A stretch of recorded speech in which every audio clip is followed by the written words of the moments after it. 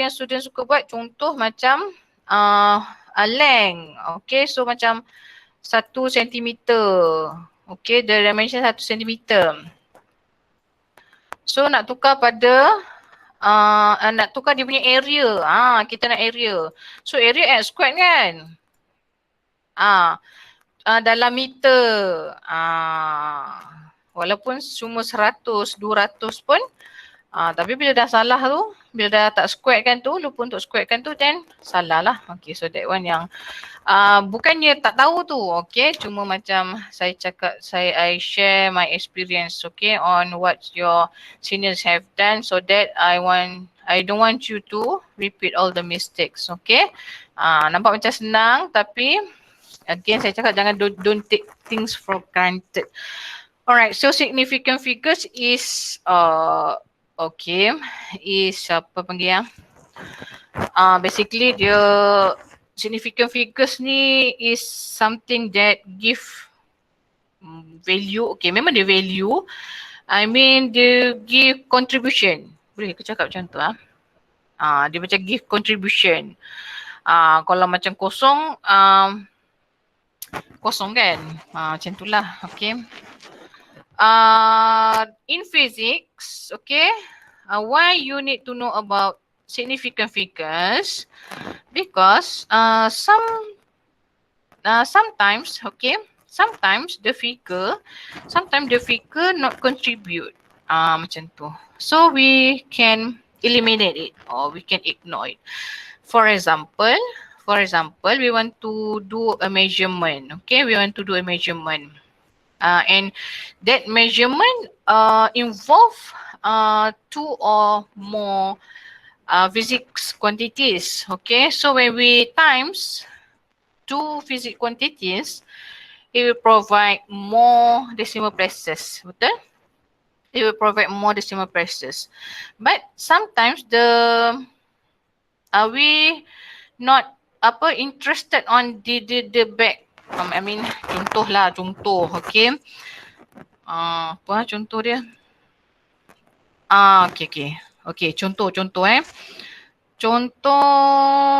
ni. Okay, berapa speed of light?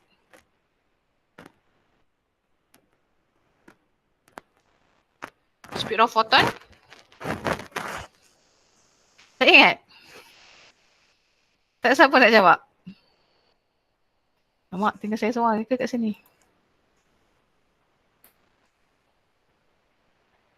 Hello?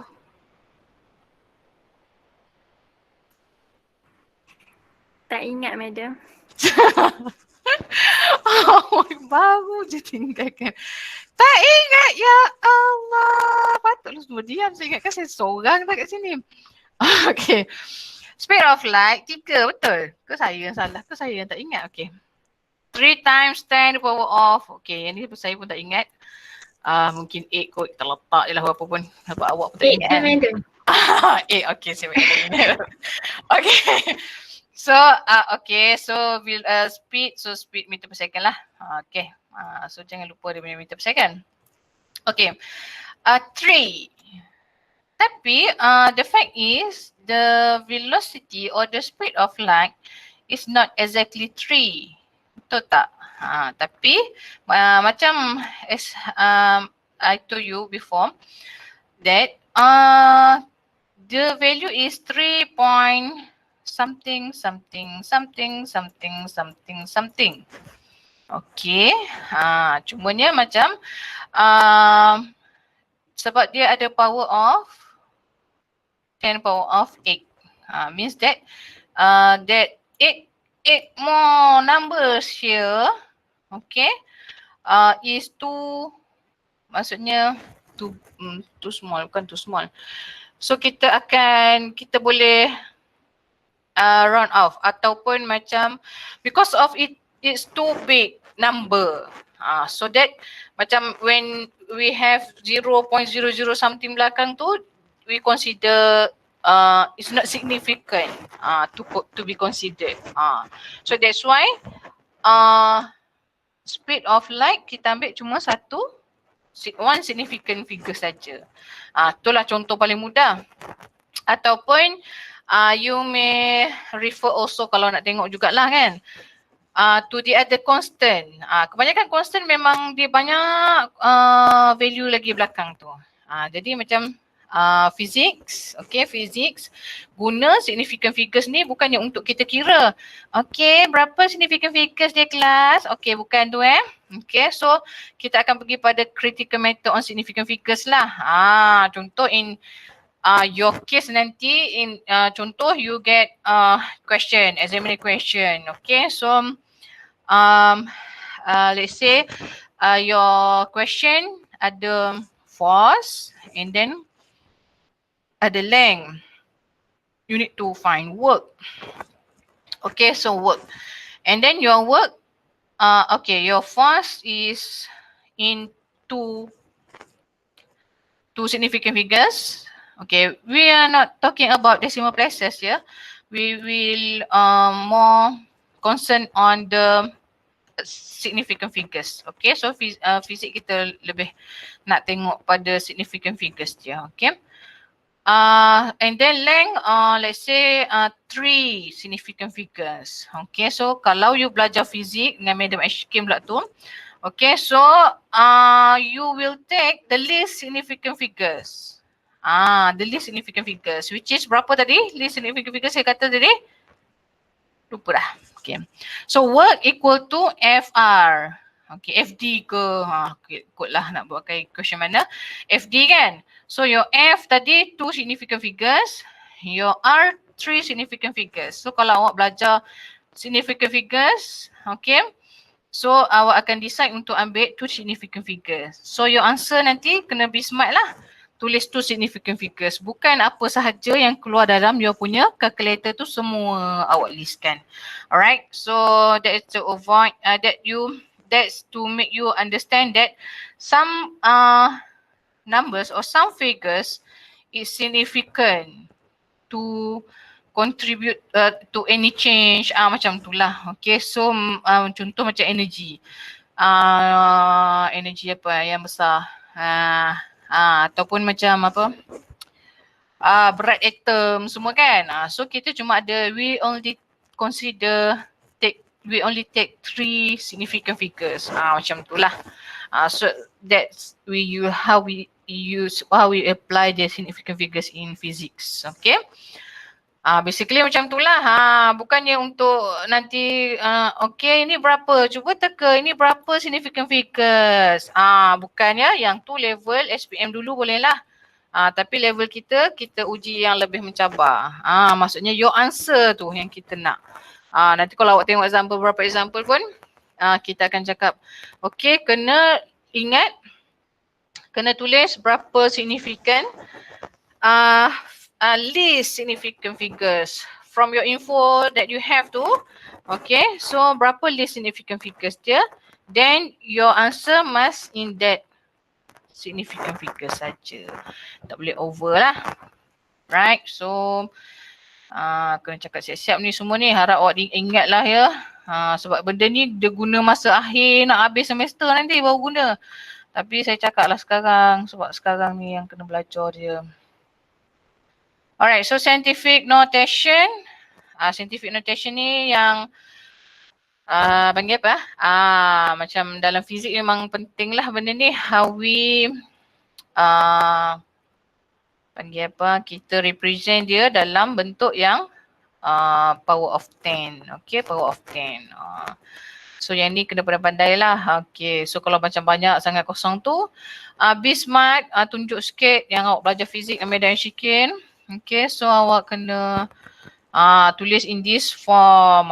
Janganlah boleh digit-digit sangat kosong-kosong tu kan. Macam ni pun dia kata, here kita tekankan the significant figures. Bukan kita nak gaduh pasal decimal places sekarang ni. Okay, so kita nak kata significant figures. Contoh macam this number kan. Okay, so significant figures dia berapa? Macam tu. So kita tak nak lah dia over sampai tulis berjela-jela rupanya 2 significant figures je. So macam ni, okay, 2 significant figures je lah. Macam tu. Okay. Right, order of magnitude. Order of magnitude is something that we cannot, macam mana kita kira pun. Okay, how determine we measure it. Okay, how apa lagi kita? Betapa consistent accurate kita kira pun, kita takkan, we still won't get exact value. Contoh macam soalan tutorial, kalau dah tengok lah tutorial 1 tu, your first question you ask to calculate your apa your age. Okay, your age in years to second. Okay, so kita boleh dapat, tapi benda tu macam berjela. Berjela. So we give the approximation. Cuma macam ni sajalah kan, contoh kan. Takkanlah kita nak ambil contoh yang kritikal sangat. So macam ni, dia bagi contoh macam ni je lah. Dia bagi contoh 75 kilogram. Right? And then we can approximate it to 10 to the power of 2 kilogram. Contoh macam your age. Sebab apa saya kata tadi, kita takkan dapat accuracy sebab kita nak kira hari tu. Hari we need to time day. Day is not every year we have 365 days, betul tak? Alright, so kita ada tahun lompat juga. Kita ada macam tu lah nak katanya kan. So benda tu we can only approximate to how many seconds saja. Macam tu. And then dia kata macam ni, dia kata approximate value tu within a factor of 10 also is sufficient. Sebab nama pun nak approximation saja. Okay. Pun okay. Cuma ataupun macam janganlah nampak macam langsung tak accurate sangat pula. At least dia punya miss tu plus minus 10 to 50 pun macam itulah kot kan. Yang penting dia adalah approximation. Alright. Apa lagi ni? Okay, example dia.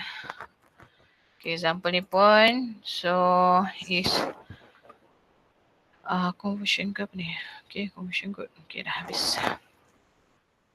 Alright, now kita pergi pada mana tadi? Alright. We move to, alamak, kenapa macam ni ya? Sekejap ya, saya adjust dulu. Ui. Sekejap ya.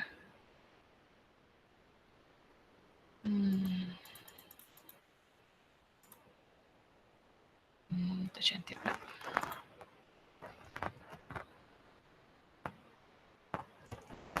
Sekejap ya kelas. Mana pula ni? Okay ni.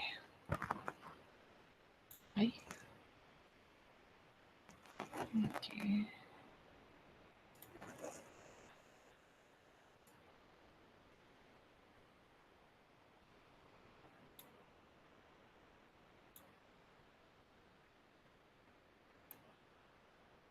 So pula.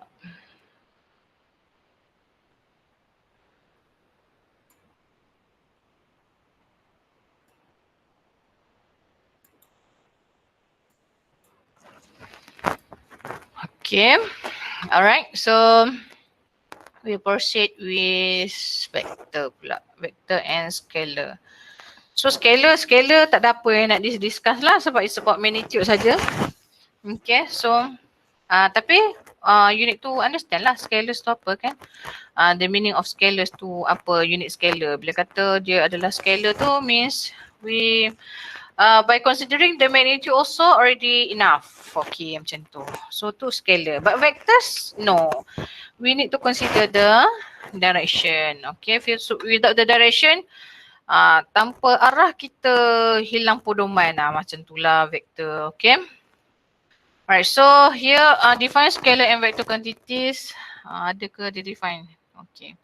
Explain vector addition and subtraction operation and their rules. Oh, saya lupa nak contoh kat sini. Okay. Explain vector addition. Okay, ni macam apa sikit lah. Okay, so vector scalar review.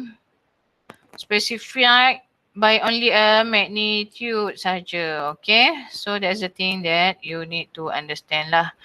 Okay, very simple situation here. So here present two cars moving in different direction. You can see here the magnitude is the same, 25, 25, but the difference is only at the direction. But we still consider the vector is unequal.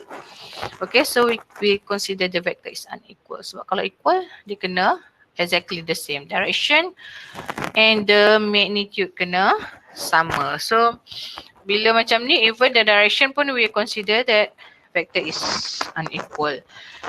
And our panggil apa?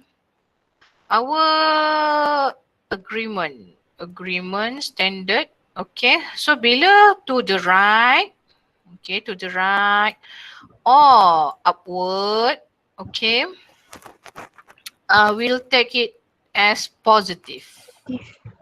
Okay, yes, positive, right? And when it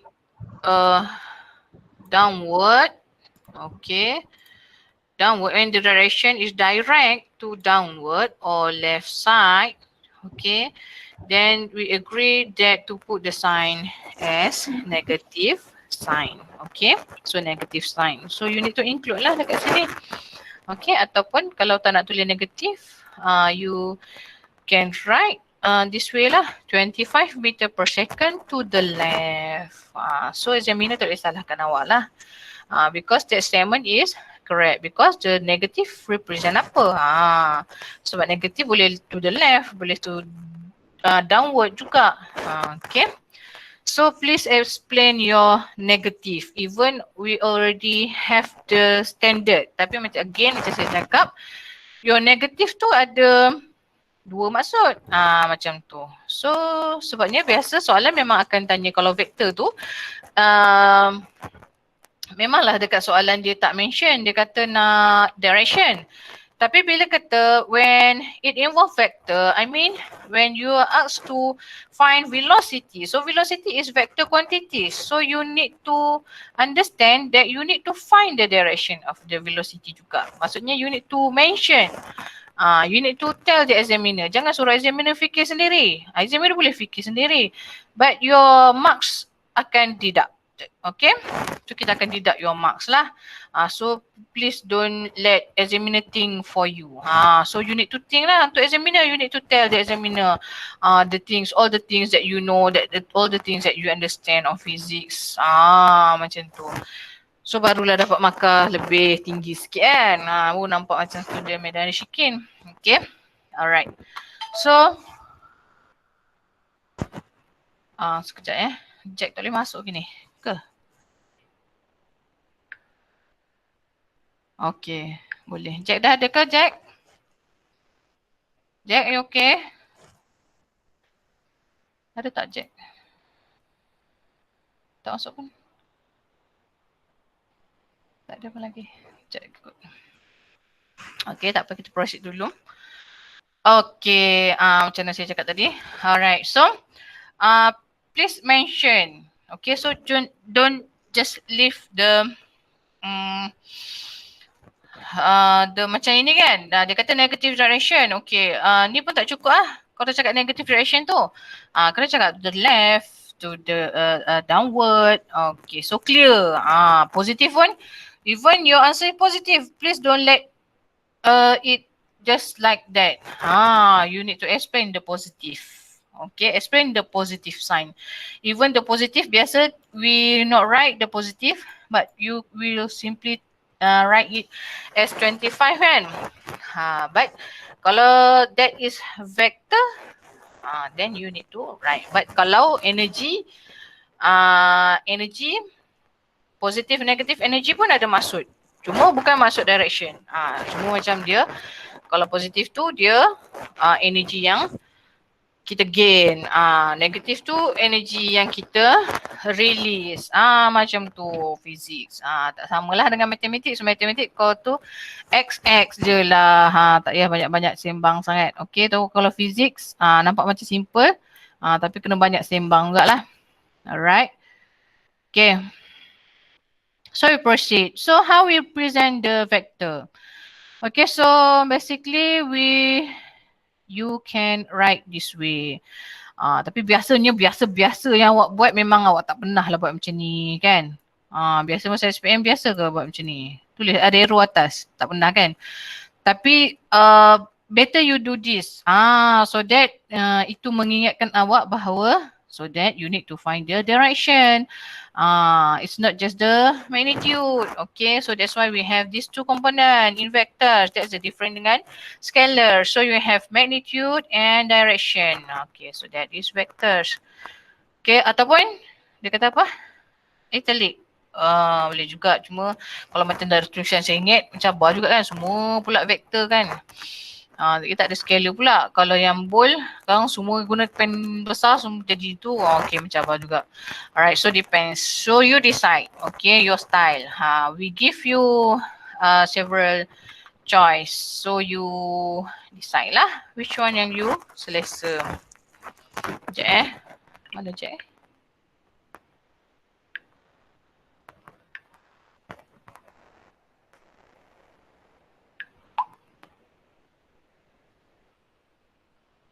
Bolehkah kita habis pukul 5? Kita habis sekarang dah? Boleh, madam. Boleh ya? Boleh, madam. Sempat lagi kan? Solat asar pukul 5. 4.40 masuk kan? Okay.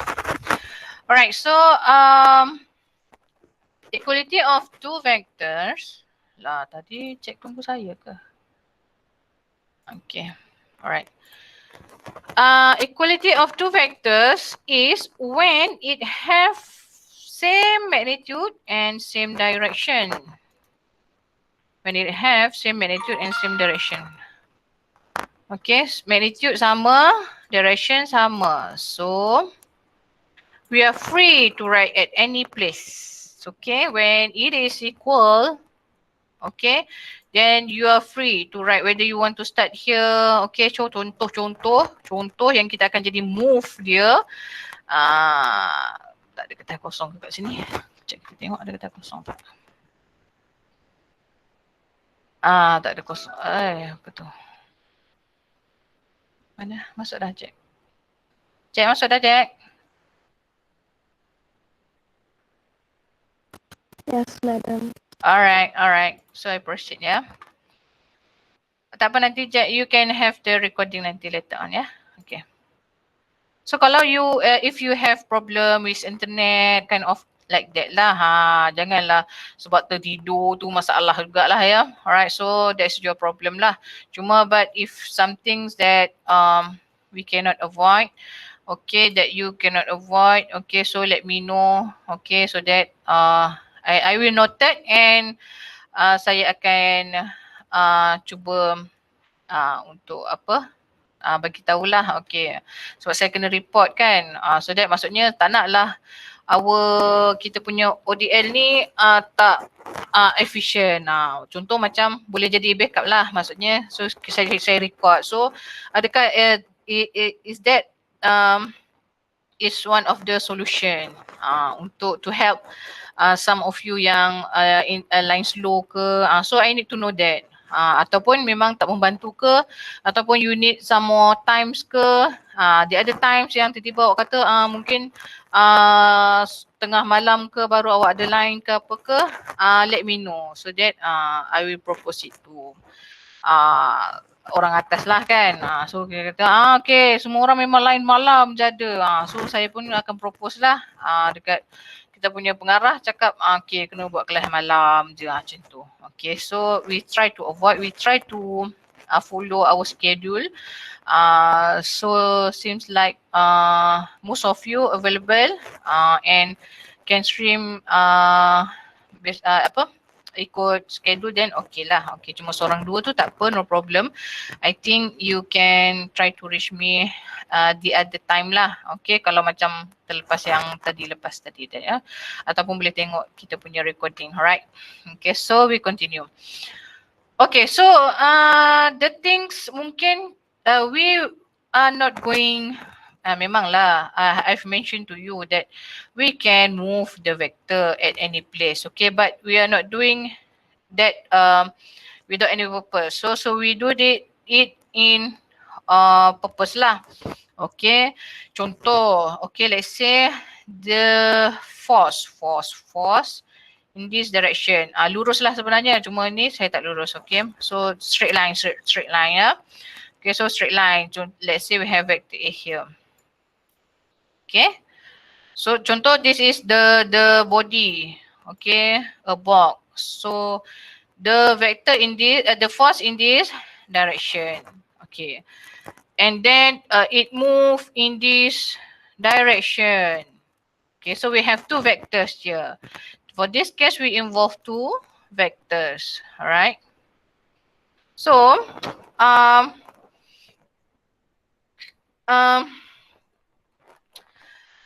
when you, if we want to solve this, we need to resolve this vector. Okay, so in order to resolve, it's easily for us to have the axis. So kalau kita nak buat lagi satu axis kat sini, okay, so macam mencabar. Boleh, tapi nampak workings kita tu macam tak smart. Okay, macam itulah. So what you need to do is, okay, move your vector up here. Tak ada masalah. Okay, tapi ini bukan macam yang kita nak buat yang solve for the resultant tu tau. Okay, so ini untuk kita, nanti kita buat summation dia sendirilah. Ni bukan untuk kita buat parallelogram ke apa tu. Okay, tapi kalau parallelogram memang macam inilah cara dia. Yang ni nanti kita akan buat yang garis putus-putus tu kan. Yang tu tak belajar lagi. Ya Allah, silap pula. Okay. So you can move your vector here. So here is the application of why we mention to you that vector is can move as long as we preserve the magnitude and direction. Okay, so that's the function lah. Kita cerita dulu why we